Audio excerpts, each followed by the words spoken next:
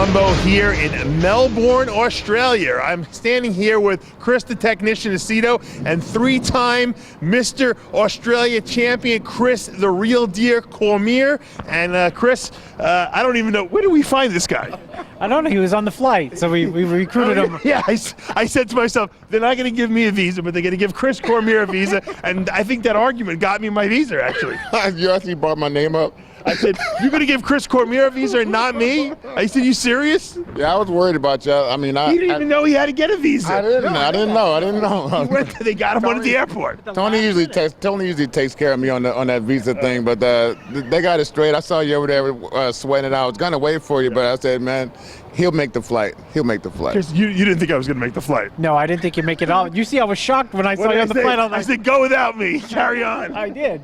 And then I was shocked when I saw you on the plane. Let's talk about the show. Tony Doherty has been throwing this show for I don't even know how many years. You probably know better than I do. It's well over 20, right? Yeah, he's been doing it for a long time. I actually helped him put together the first couple of shows and promised him I would support his show each and every time I came out. I did the first 5 competitions. What was your best victory? I won the first 3 victories here. So, which did you like the best? What was the one you were the most proud of? Well, it was the one that I lost the week previously before. Dennis James beat me in a show in Europe, and I was like, man, I got to step it up and get these guys next week. And I had Dexter and Dennis and Melvin Anthony, all those guys in the show. The next week after. So you beat them? Oh yeah, I took everybody out. That was when you were on fire. Was that the year that you kept coming in? Were those years you were coming in second behind Jay Cutler at the Arnold? Yes, that was probably those years right there, and I was reeling off at least 3 wins per year around at that time. But Jay never came to Australia. You'd come to Australia the week after and win all the time. Yeah, and also I had a Flex came out here a couple of times also, so it was always a good show out here. Let's talk about this show, Chris, because Sean Roden, who was second place last week behind Dennis Wolf, will not have Wolf in the lineup this week. He's got to be considered the favorite here. He's staying in your room. He's the only one with the cell phone who I can get in touch with. So I've been in touch with him a lot more than you this weekend. How's he feeling and how's he looking? He's feeling good, and he's looking good. He's got his lines. He brought his lines, and he didn't get off his diet really since last week. And my expectation is he might either look close to last week or better. You know how sometimes 2 shows in a row you get better. We know how you like lines, Chris. You're a lines guy. Can Roden be beaten this lineup with the likes of Fred Smalls, Branch Warren, Evan Centopani? I don't think so. I think for the most part, all you have to do is come close to how I did last week, and I think that's going to carry him. With this crowd, with the judging here, I think they really appreciate the aesthetics of bodybuilding. A lot more old school thinking out here. So I think he's probably going to be the headline. Did you think last week that he should have beat Wolf, or did you think that Wolf was the correct decision? Wolf was just a lot bigger than him. It's just it's a different. When you come to the Arnold Classic and you come with symmetry and all that stuff going in. A lot of times they lean toward the more massive guys, and plus it's symmetry is not the name of the game in these days, so that's not really in the judging panel. That's going to be a lot harder for you to take the win when you got the symmetry over the other guys. Of the next group of people, because I think we're all in agreement, unless Roden does something really stupid, he's not going to lose here. Of the next group of people, you got Branch Warren. Well, the highest placing, I guess, competitor last week was Evan Centopani at 5th. Can Branch Warren beat Evan this week? Can anyone like William Bonnick, who's maybe a wild card, beat Evan Centopani? Or can anyone like the other guy you're helping, give me some help here, Ed Nunn beat Evan Centopani, or Centopani pretty much is a good second place lock? I think he's a lock in that. If you're going to discuss like thickness and muscle between him and Branch, I think he handles Branch on the back shots. And even the side chest, and that's a strength for Branch. Obviously, they got totally different packages from the lower body, but I just think Evan's too dense and too he's got good thickness that up top that Branch doesn't have, and I think that will hurt Branch or help Evan. Chris Cormier, we know Evan Centopani's got the beautiful upper body. His conditioning is impeccable. His legs are a little down in size. Obviously, Branch has got the legs, not the legs he used to have. Evan beat Branch last week. Will Evan beat him again this week? I think so. I think with the package he brought last week, probably can improve on some kind of fullness. He's probably a little bit fuller than that than last week. So I'm probably looking at him as a lock for second. What about when we talk about, guys like Branch Warren, Fred Smalls? I mean, you never thought we'd be putting Branch Warren in the class with the guys who are going to be second through fifth. But Branch has fallen into that. He's got a lot of injuries. He's not a young guy anymore. Is Branch going to shut us all up and maybe shock people here, or do you think it's going to be pretty much impossible for Branch to beat the likes of a Roden or a Santapani here? Yeah, I would say it's probably going to be a strong third place. I would say, just judging from the way they looked last week, I can't see him jumping past Santapani. Even if he comes in tighter? Probably not. If Branch comes in crazy, ridiculously shredded like we have seen him in the past, would that, in your opinion, not be enough? It may be enough. I think Branch's main issue is when he's got to be super tight to be effective standing in the lineup, and that's what hurt him. I think what hurt him last week is he didn't look broad enough up top and tight enough in the midsection. And he was granted hard really on the side shots, and his glutes and hams are really, really hard. It's just that when he was standing, he didn't have the shrink wrap tightness like in the midsection and through the pecs. And I think it really killed him in the lineup. I think Branch is going to shock a lot of people, in my opinion. I think he's going to come in really tight, but I think Santapani is going to come in better than he was last week, fuller, and I think that this Australian crowd who hasn't really seen him out here are going to lap it up, and they're going to really want to see him in that second place. It's going to be a nice pose down between probably him and Roden. Talk to me a little bit about Fred Biggie Smalls, Ed Nunn, William Bonick. I think that's going to be the next placing. William Bonick is, he's tremendous. Came out of nowhere from Amsterdam. He shocked people in Prague. I mean, the guy's got like sick muscle. Yeah, no, he's got real muscle, and it's real deal muscle. Yeah, real deal muscle. He's just a great bodybuilder, and I think he can get by Fred Smalls because he's got the lower body, and he's actually got the back.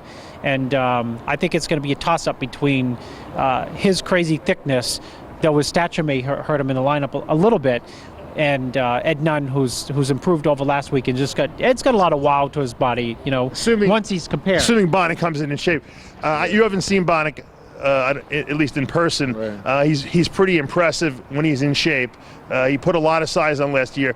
Do you think that this guy could be a factor and possibly sneak into the fourth position? Well, out here with the judging that goes along with the Australian crowd, they usually don't care too much about your namesake or something like that. They can put elite Prix over someone like myself out here. So anything like that can happen. I talked to Fred. He said Smalls.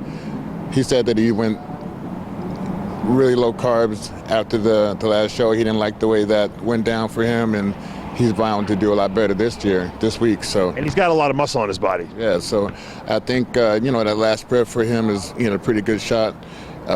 If he tightened up a lot, I think he'd stand a chance to break into that top little area. Let me screw up all your predictions right now. There's another guy in this lineup that we haven't considered. He's a 212 guy, but he's throwing his hat into the open ring. David Henry. How does David Henry do in this lineup? David Henry can do great. I mean, because there was a lot of smaller guys that did great from the past. Priest. Name, yeah, but there's they'll give some love to a small guy. They're tight and in shape, and bringing a package to where it's going to wow the crowd. I think he can really wow the crowd out here. David Henry at his best. Where do you think he falls in this lineup? Somewhere between 5th and 7th. Okay, you don't think he's going to have a factor in the top 3? No, because I think that I think Bonick is more dangerous actually. I agree. Give me your top 5 prediction. Roden, Evan, Nunn, Bonick, or Bonick could be as high as 3rd here. Never mentioned Branch. Branch Warren, sorry. I get Branch fighting 2nd, 3rd there. So Roden, Branch, Evan.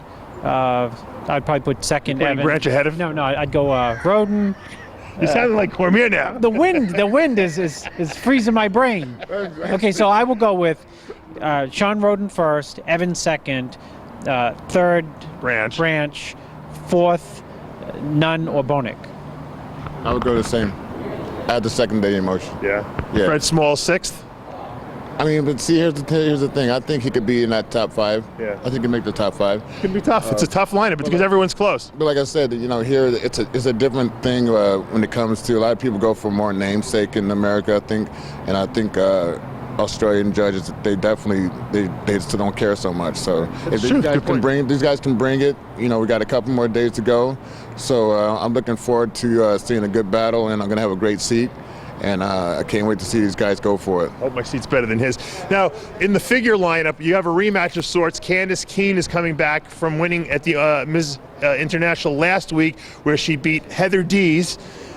Also in this lineup, who wasn't in last week's lineup, is Erin Stern. Why she skipped last week and is doing this week, I don't know. She likes Australia.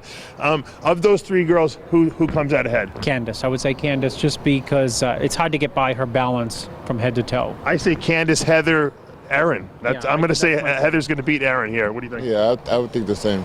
Those 3. In the bikini lineup, we have Ashley Kaltwasser, who's not only the Olympia champ, but last week's bikini international champ, coming back here to vie off against India Paulino, Stacey Alexander. Chris Aceto has got a sneeze. You're good now. Melbourne allergy, yeah. Who's going to win bikini, since you're now a bikini expert? The girl who can't, the girl who's on a roll, you just mentioned. She won the Ashley Olympia. Kaltwasser. Yeah, Ashley. Okay. I mean, how can she lose, really? Yeah, I don't think so either at this I'll point. take Ashley at this one also, and I think it's a toss-up with the second and the third. Stern's going to be really good here. She has a lot of fans here also. You've been talking about figure. We're in bikini already. The real deal hasn't slept for 2 days. Yeah. Yeah. What are you doing out here? What's the purpose of this? I know you love Australia, and the people here love you too. Well, because I had a lot to do with Tony putting on these shows. He, we were sitting at lunch one time. We're like, man, if you did a competition out here, I would totally come out here and support you. So you said this before you even had shows out here. Before you had shows. So a lot of you guys are out here because I was out here putting my footprints You're like out a pioneer. Yeah, I pioneered a lot of the sport and put my imprint on a lot of this stuff. But anyway, I was like, man, I'll totally support you. I'll recruit guys for you. I'll help guys come out here. When we came out here, I would help them get guys together to try to do promotional stuff throughout the city, get guys to do photo shoots for the paper and all this stuff. I heard you were big on that, he told me. Yeah, so I was really pushing that for him, and I did the first 5. I won the first 3. It took second in the last 2. So he wanted me to come out here because this is the last one. He's going to do the Arnold Classic next year. That's right. So that's really big for him to get the nod from Arnold himself to do the Arnold Classic. This will be in Arnold, Australia next year, ostensibly. So you're right. This is the last year of the Aussie Grand Prix. Yeah. So he thought it'd be a good thing for me to come out here and see the last one. And I'm just hoping for him to do bigger and bigger and better things. He's one of the best promoters in the world, Tony. He is. And we love the fact that you're out here. Who is going to have the best? You got to make a prediction here. Obviously, you don't know. Who's the best posing routine of the night? You think? I know who I'm going to say. I'm going to go with Smalls. Fred Smalls. That's my pick. Fred Smalls. All right. Stay tuned all weekend long. In the next couple days, we're going to see the bikini prejudging tomorrow. Then on Saturday, we'll see the figure and men. And you guys will be watching this on Friday. Will be Saturday night here because we're a day ahead. For now, though, I am Dave Palumbo with Chris the Technician Aceto and Chris the Real Deal Cormier for RxMuscle.com.